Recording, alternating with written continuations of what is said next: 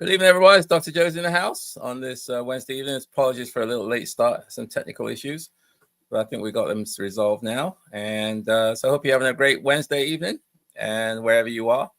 So another great session lined up today, and we're going to be talking about solving Section 8 headaches before they start. So let me just get my Instagram folks online. And I think we are online on Instagram. Okay, so I hope you're doing well. And the focus today is solving Section 8 headaches before they start. And again, the reason why I did that is because there's so much misconceptions about the Section 8 program. A lot of people are frightened about it. A lot of people are scared by it. And so I thought, let's debunk some of these myths. So hopefully, you can participate in the program and maximize it to your benefit. I think it's one of the greatest programs, for landlords, especially during turbulent times like we're facing right now. When people are losing their jobs, the economy is kind of, could be going down, and people are going to be losing their jobs. People are having their hours cut, and therefore they may not be able to pay you, the landlord. So I thought that would be an appropriate time to have a discussion about that. So hopefully you can hear me. If you can hear me, please let me know, because I was having some technical issues. Just put a comment there so you can hear me okay. Can everybody hear me? I hope you can. And, and so on. So anyway, so that's the topic today is solving Section 8 problems or headaches and so on. So I suppose the question is, or the introduction, I suppose, is, let's have a look, make sure everyone can hear me okay. I can hear, good. So what's it called? So why do so many landlords struggle with Section 8? Now, I suppose the question is, have you ever wondered why some landlords thrive with Section 8 tenants, while others constantly complain about the headaches? So why do some people thrive and some people think it's the worst thing ever created? Well, for many real estate investors, Section 8 housing or a program can feel like a blessing or a curse. Okay, on paper, the sound of guaranteed rent sounds like a dream, but in practice, it can quickly turn into a nightmare if the landlords or if you or landlords are unprepared. You got to deal with things like failed inspections, missing paperwork, tenant disputes, or even delayed approvals. All those things can stall your potential income stream and create stress, which nobody wants stress. So the reality, though, is that it's not that Section 8 is inherently bad. It's just that too many investors walk in or participate in the program blindly, without understanding the rules or not even creating the systems to manage them effectively. Okay, they're walking in cold and get sucked in by the thought of guaranteed income. But the landlords who succeed with Section 8, in my opinion, view it as a long-term wealth vehicle. Okay, it's a long-term wealth strategy. And, it's not just a short-term income source. It's a game plan for the long term. We accept that the program has its challenges. It's not easy. But we also see those challenges as opportunities to stand out differently from our competition, our competitors. So while some investors run from the bureaucracy, successful landlords lean in, learning both the process and building routines to keep the business running smoothly. So more importantly, though, the most profitable Section 8 landlords understand that this program is not just for avoiding headaches. It's about unlocking opportunities. So the guaranteed income is important. The high tenant demand is important. Long-term occupancy is important. Section 8 housing can be, in my opinion, the most reliable or one of the most reliable vehicles for building wealth in residential real estate investing. So as usual, I'm going to break the session down into 6 parts. And at the end, I'll be doing my, if you got some questions, put them in the chat box and I'll get to that in about 15 minutes from now. and anything to do with real estate investing, any issues, problems, challenges that you're facing. And obviously, also, if you want to book a one-on-one with me, then you can go to my website, www.joeasimo.com, and you can schedule a one-on-one. I had a great one-on-one yesterday, in fact, with Jindaya, and talk about raising money. So I hope that was helpful, and so on. So let's get down to the 6 parts. Start off with number 1, inspections.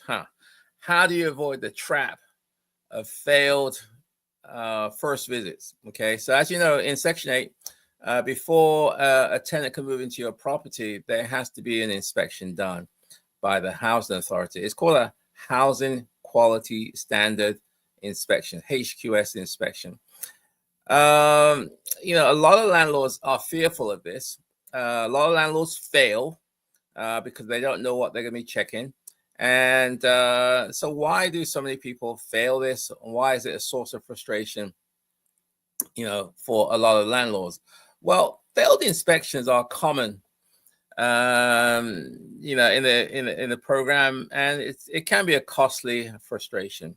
One failed inspection can delay a tenant's move-in date. Depending on the housing authority, it could be a few days or it could be a few weeks, which means that it's potentially lost income.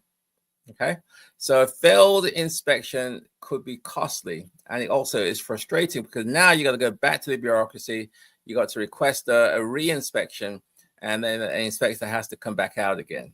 Well, what are the most common reasons why houses fail, you may ask? Well, in my opinion, a lot of those things are preventable. In fact, today, I attended a HQS inspection, a move-in inspection for another fellow investor, Charles. So I went to their property, and the inspector eventually showed up, came, and he went through the house and checked everything, checked the electrical, checked the plumbing, checked the HVAC, checked the hot water, checked the stove, checked all that stuff. And he passed it. So we passed first time round because I knew what he was looking for, and we were prepared accordingly.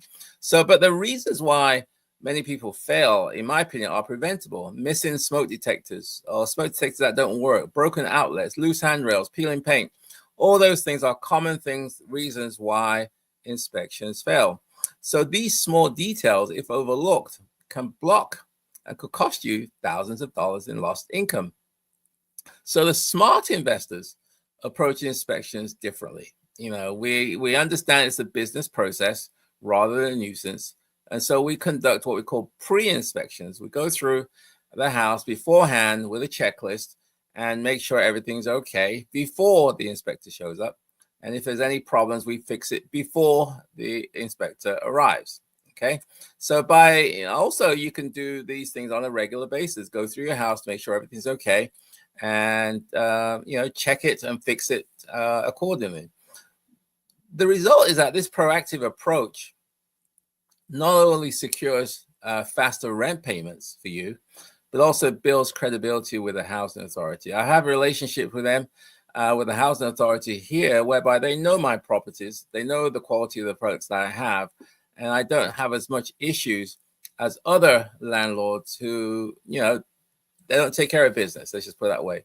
So I can get my money faster, because we've established a rapport between the housing authority and me, because I have a reputation of having quality houses and quality areas and doing everything right the first time round. Inexperienced landlords, they wait till the last minute, they scramble for fixers, and they wonder why they keep on failing. The key takeaway, though, is that inspections should never be treated as a one-off event.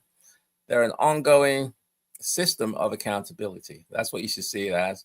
And successful landlords turn inspections into a routine part of the property management, ensuring properties are always maintained to a standard that's acceptable. Okay, that's number 1. And let's get down to number 2, the paperwork. That's another headache for a lot of people, the paperwork. How do we keep cash flowing from stalling? How do we keep your cash from stalling? I suppose the question is, what's the fastest way to stall guaranteed rent in Section 8? Well, it's poor paperwork. paperwork is one of the least glamorous but most critical parts of the Section 8 process. There are documents that are flowed. This is a federal program, so there's things that you have to do. There's documentation that you have to submit, bank account, deeds, who's going to pay utilities, what utilities, is it electric, gas, all those things the government needs to know, the housing authority needs to know. So there's paperwork that you have to submit as part of that process. They call it an RFTA, Request for Tenancy Approval Packet. So from submitting of those packets to things like they call rent reasonableness and lease agreements and things like that, these are all documents that that are required, and so you have to be aware of that and don't be blindsided. A single missing signature or an incorrect date can delay payments for weeks. A landlord who doesn't systemize this paperwork can find themselves constantly chasing down documents and also caseworkers down to the housing authority. So experienced investors like you and I, hopefully, we treat paperwork like money. We are organized. We have a filing system. We digitize forms. We automate reminders for deadlines. So, and some of us even establish relationships with housing authority staff, which speeds communications and reduces delays. So sometimes it's really important, if you know people on the inside and you run into an obstacle, it's always good if you can just pick up the phone or send somebody an email and they know who you are, and therefore hopefully they'll be able to be a bit more responsive than if they didn't know you. So it's definitely value in establishing relationships with housing authorities. So by anticipating what forms are needed and having everything prepared in advance, we can streamline the process and cut down on the approval times significantly. On the other hand, landlords who struggle, they often submit incomplete forms or fail to even follow it through when they are requested to do so. They see the process as red tape, a bureaucracy. We see it as a vital part of our business, and we are up to speed, up to par, and get it done. Okay, so that's number 2. Let's talk about number 3, which is tenant relationships, another source of potential headaches for a lot of people who are participating in the program.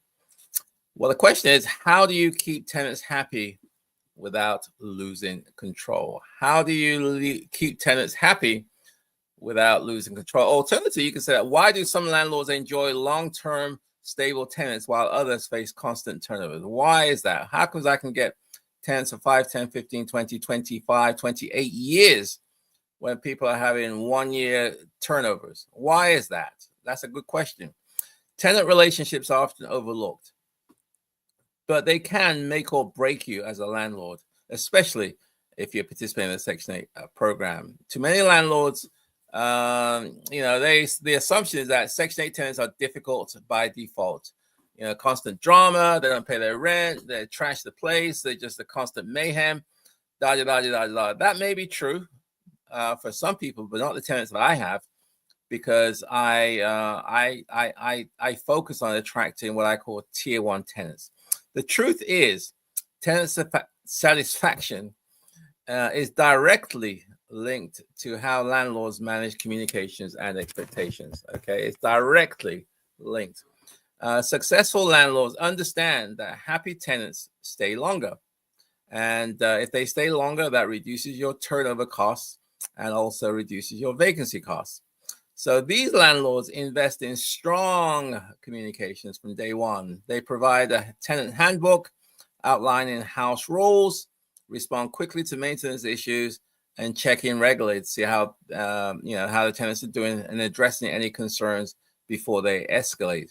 So by treating tenants with respect and professionalism, they foster loyalty, which in turn reduces conflict, which in turn reduces your expenses, which in turn makes more money, more profits. Okay, tenants who feel heard and respected are more likely to care for the property. They do, and they tend to renew leases. They tend to stay longer. Conversely, landlords who ignore or dismiss tenant concerns often face repeated complaints, disputes with the housing authority, and costly turnover expenses. So failed relationships with tenants ultimately results in unstable, unreliable income stream. So the lesson is from successful landlords is that tenant relationships are not just about kindness. They're about protecting cash flow and building a reputation for quality housing. Number 3, midway through. Let's have a look. So if you've got any questions, please put them in the chat box and I'll get to them very, very shortly. And if you want to do a one-on-one with me, by all means, schedule a one-on-one. Go to my website, www.joeasmo.com, and you can book a one-on-one with me, or we can do a deep dive into whatever the situation, whatever problems you're currently experiencing. Okay, let's move along to number 4. Number 4, property maintenance. Maintenance.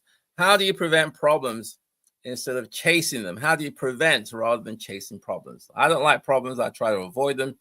I certainly do not yearn to chase problems. The question is, what's more expensive? Fixing a problem early or waiting until it becomes an emergency? It's a pretty obvious question. What's more expensive? Fixing a problem early or waiting until it becomes an emergency? I think you know the answer to that one. Deferred maintenance is one of the biggest financial traps you and I as landlords face. Trying to save money by ignoring small issues almost always leads to larger, more expensive repairs down the road. It also frustrates tenants and increases the likelihood of failing inspections. Successful landlords, like you and I, hopefully, know that preventative maintenance is one of the best investments you can make. We schedule time for annual maintenance, and we set aside some money for that. And we replace our aging systems before they fail. Obviously, I have a home warranty, so if they do fail, hopefully my home warranty company will take care of it. We don't wait for the housing authority inspections to tell us what repairs needs to be done. We're proactive. We schedule ongoing upgrades and keep the properties in top conditions. We do because it's good business. By doing so, we not only reduce the likelihood of emergencies, but also attract tenants who value well-maintained homes. The landlords who fail to treat maintenance and they treat it as quote unquote optional, addressing issues only when tenants complain or an inspector forces them their hand. Okay, this reactive approach often leads to higher costs. It's more expensive, more emergencies, and a damaged reputation. So the most successful landlords know that property maintenance isn't just about fixing problems. It's about building long-term value and tenant satisfaction. Number 5, 5 of 6, almost finished. Cash flow. That's another source of great headaches. Cash flow management. How do you turn government rent into long-term wealth? How do you turn the Section 8 program into long-term wealth? The question is, if rent is guaranteed, why do so many landlords still struggle with cash flow? If the rent is guaranteed, why do so many people still struggle with cash flow? Well, guaranteed rent doesn't mean guaranteed profits. Okay. Say that again. Guaranteed rent doesn't necessarily mean guaranteed profits. Many landlords mistakenly believe that Section 8 income will always keep them financially secure. That is not the case at all. The reality is that poor cash flow management, i.e. failing to budget for repairs, not keeping reserves, or relying on too few properties to get you to financial independence, can leave you and I, or leave you, landlords, vulnerable when unexpected expenses occur. We're blindsided by unexpected expense like roof or some of the major systems in the home. Successful investors, hopefully like you and I, treat Section 8 as a foundation for wealth, not a shortcut. We maintain emergency reserves. We diversify across multiple properties and consistently reinvest our profits into property upgrades or acquisitions. So these practices protect us, hopefully you, from financial shocks and ensure steady growth. Meanwhile, landlords who mismanage cash flow and ensure, often spend rent as soon as they get it, leaving nothing for emergencies or long-term improvements. So their portfolios stagnate, and small setbacks can become major crises. The lesson is clear. Section 8 guaranteed income provides stability, but disciplined financial management turns that stability into scalable wealth. And then finally, number 6, scaling. Scaling. How do you grow without multiplying your headaches? How do you grow without multiplying your headaches? The question is, why can some landlords manage dozens of Section 8 units successfully while others burn out at 1, 2, 3, 4, 5? Why?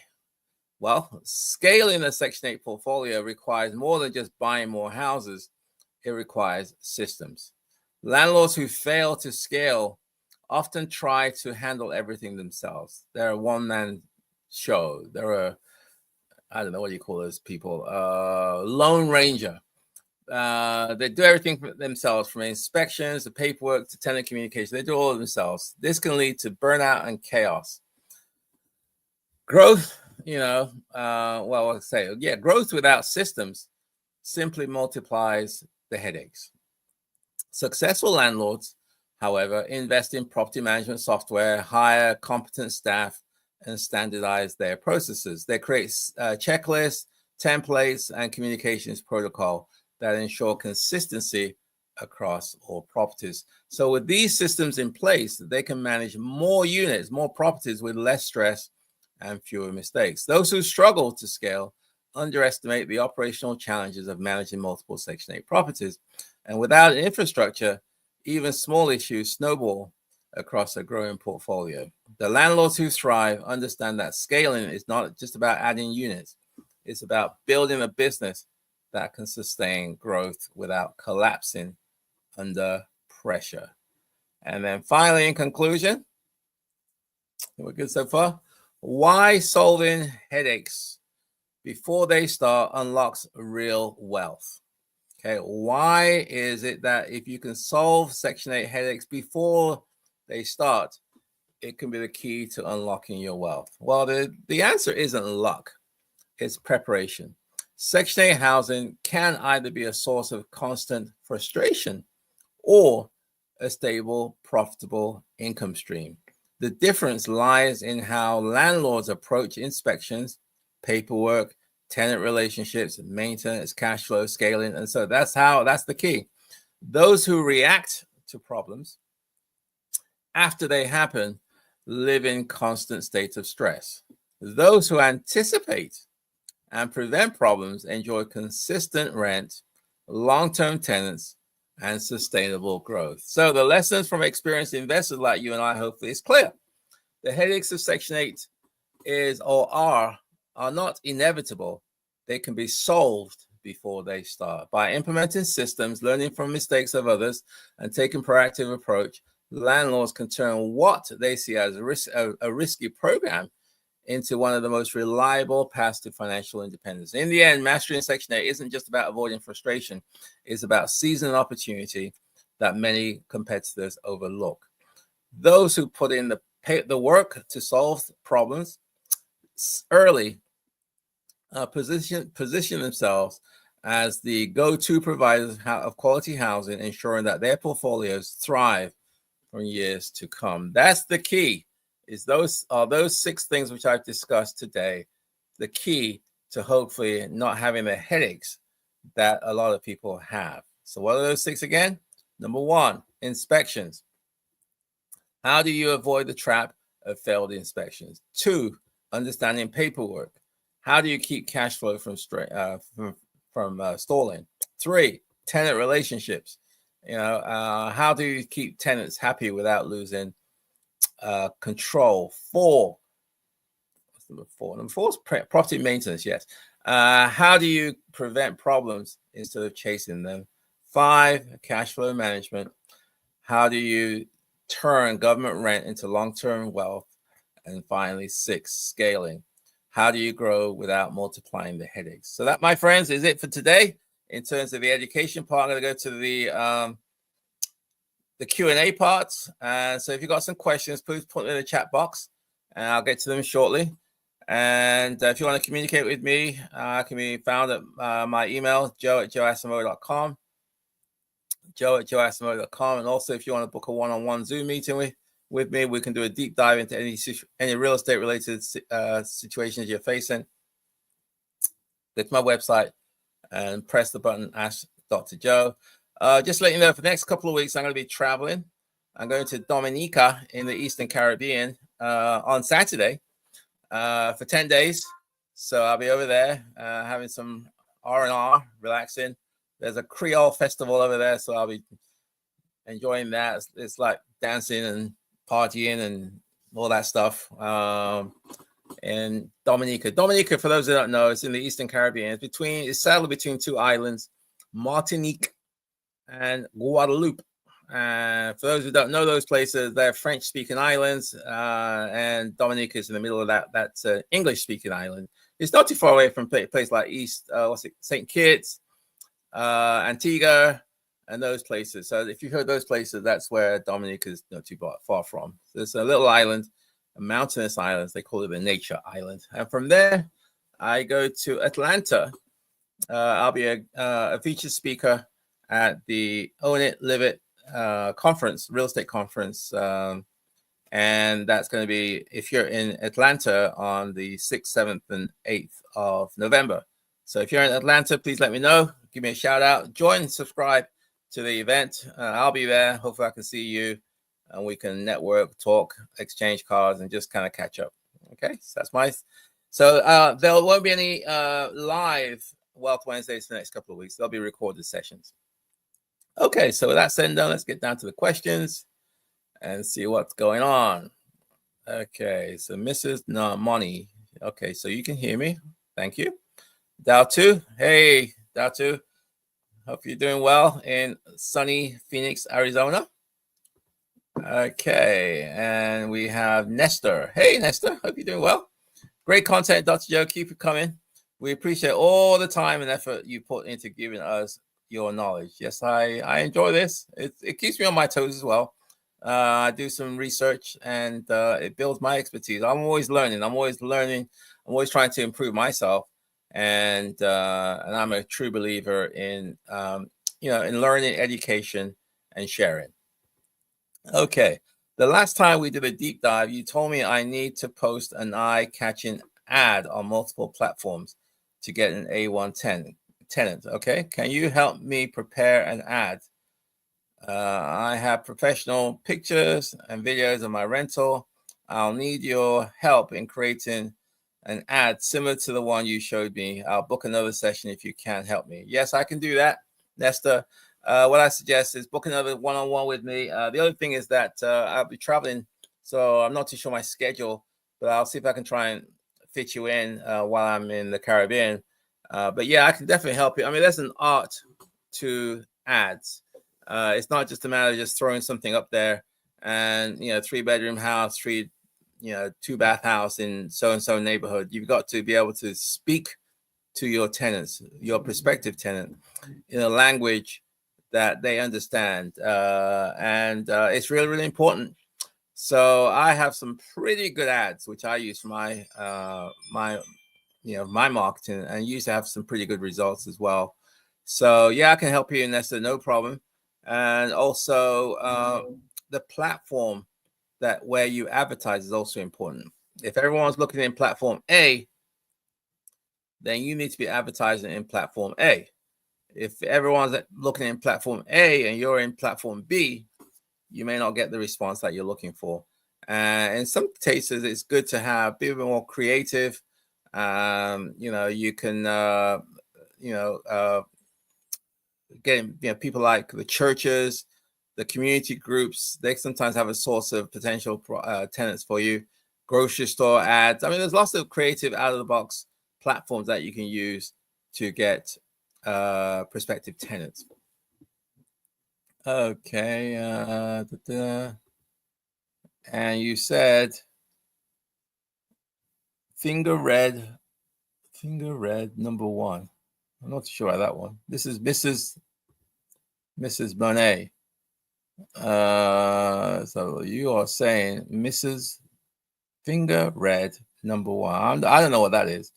You're gonna have to clarify that one. Hey, Dr. Joe. Hope you're doing. Let's hold on a second. Hope you're doing well. I certainly am, Mrs. Monet. Hopefully that's Monet is pronounced properly. Financial fire. Hey, aloha from Hawaii. Hey, I hope you're doing well in Hawaii. I'm sure the weather is very, very nice over there. I'm going to see if I can try and go to Hawaii at some point, probably the next couple of years. And I've been there once, a long, long, long time ago. In fact, we had our honeymoon in Hawaii, in Maui, 32 years ago. My God. Okay. Hey, Joe. Eugene Latson. How you doing, Eugene? Hope you're doing well. Sarah's daughter. Hi, Dr. Joe. How much reserves should a landlord have for maintenance and upgrades of property?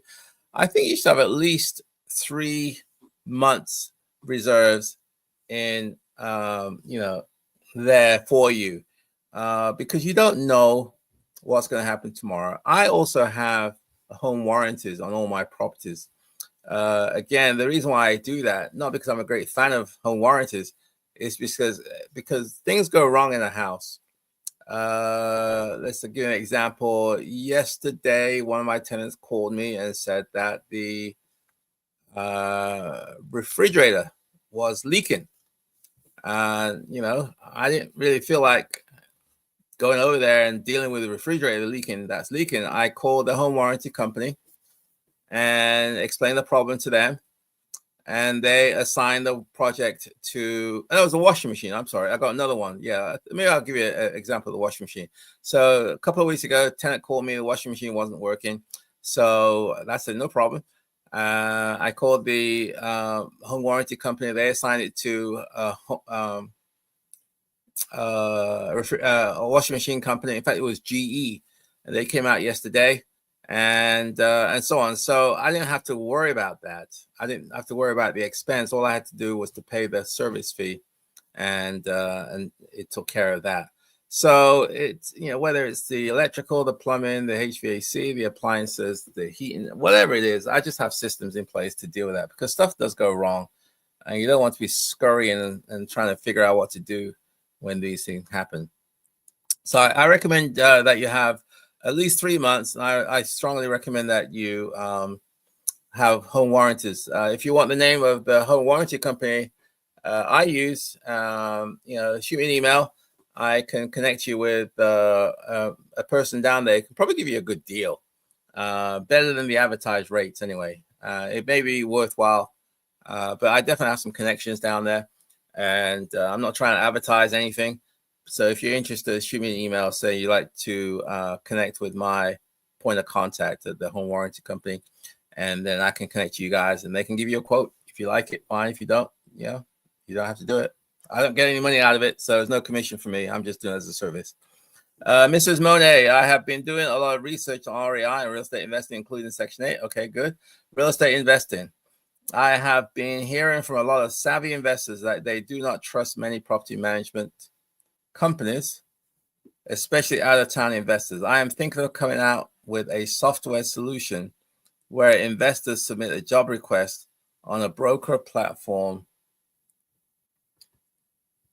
verified and licensed contractors who won't get paid until investor signs off on the finished job. Okay.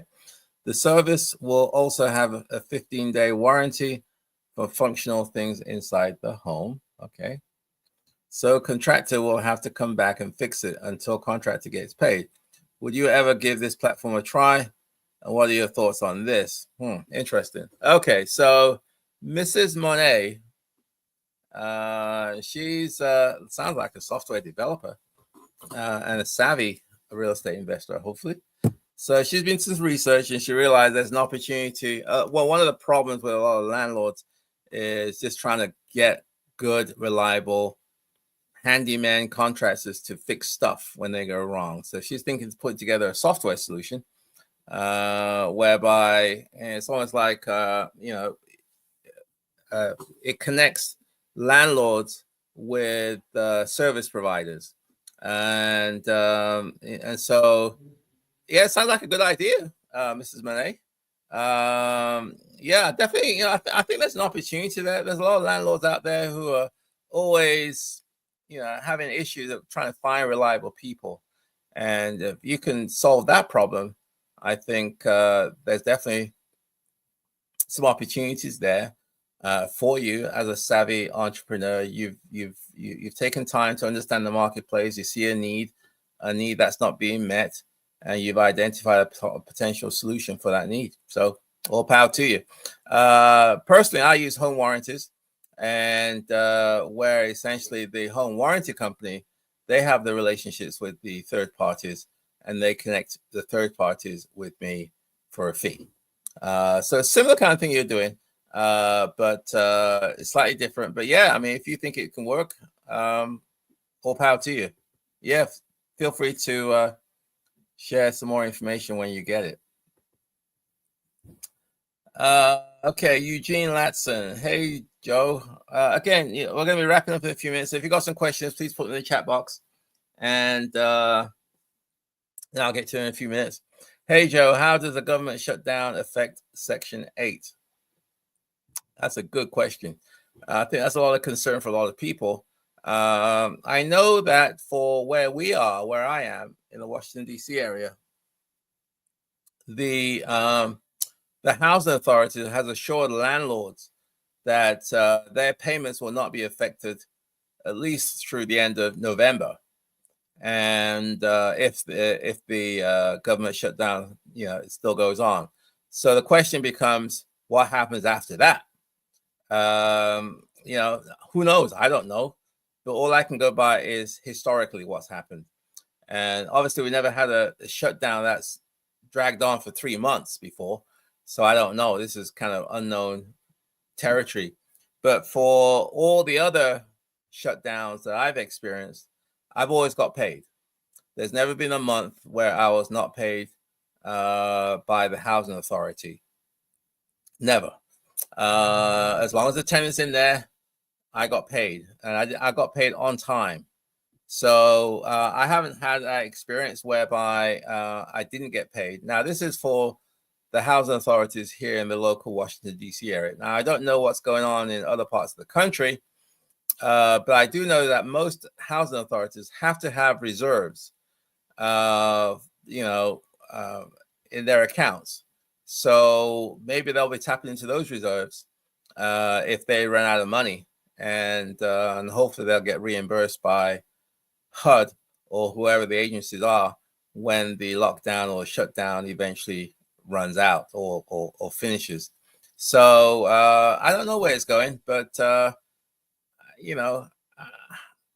think it's gonna be okay in the end. I mean, this shutdown, it can't go on forever. It's going to end at some point, and once it ends at some point, then we'll figure out the rest after that. Maybe. But the way this administration is going, they are certainly not a fan of certain programs. So who knows what the impact is going to be over the long haul? I don't know.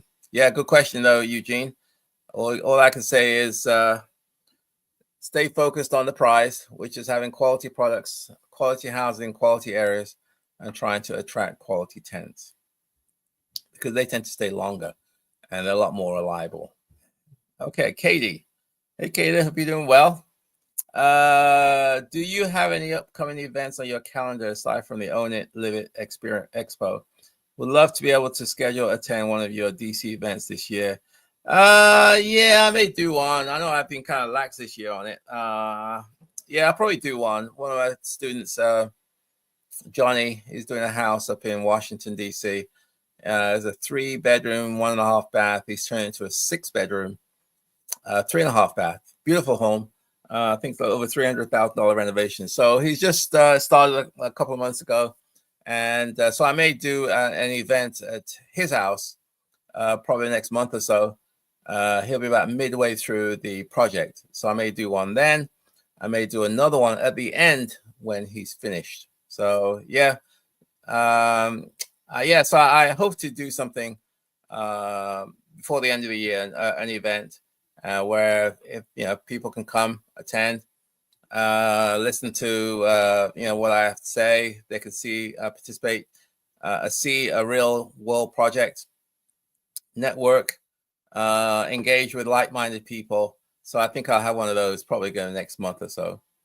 Yeah, hopefully you can make it, Katie. I think you were in Colorado or something. So hopefully you're going to be in the area. You can, join us. Okay, Eugene, thank you for the feedback. Yeah, so that's my thoughts on the government things. Hope everyone's doing okay though. During this shutdown. Hope it's not too bad. It's time to buckle up. There's certainly time to have some reserves set aside because we don't know where this is going. And it's definitely the time to avoid turnovers because turnovers are expensive, and who knows what the impact is going to be on the housing authorities, whether they're going to have to cut down on staff or not, and so on. So this is the time to hunker down, put your systems together, implement your systems, stay focused, and get ready for the rough ride ahead. But the good thing is that it should be okay. Okay, my friends, it's now 7:48. It's at 7:50. I'm going to wrap it up for today. Hope today's session was a good one for you about headaches of landlording and Section 8 program. It's not really a headache program. I think it's a fantastic program. Through the Section 8 program, it allowed me to attain a reliable income stream for my rentals, and it's a fantastic program. And I certainly encourage you to explore it and learn it and hopefully participate in it. It could be a really true win-win, a win for you as an investor, landlord, and also a win for the tenants, and also it can be a win for the general public as well. My friends, I'm going to wrap it up for today. So have a safe trip. Let's have a look. Thank you. Enjoy your travels. I sure will. Dow 2, have a safe trip. And Sarah's daughter says, thank you, Dr. Joe. And what's up, my brother? We do a property tour every weekend. I have to send you a text message and invite you out via Zoom so anybody can join. Okay, I'm not sure. Where are you located, Damon? Sounds like you do a property tour every weekend. Oh, wow. So you're on the move, huh? Oh, yeah, let me know. I'll be more than happy if I can join. If I can help you on your journey, no problem at all. Anyway, that's it, my friends. I'll speak to you next week. Well, not next week. Next week will be a recording. So I'll be back November the 10th. So I should be back around November the 11th. I think it's 13th, I think it is. That's when the next Wednesday is going to be. So I'll see you then. Have a fantastic rest of the week, and I'll speak to you soon. Take care. Bye for now.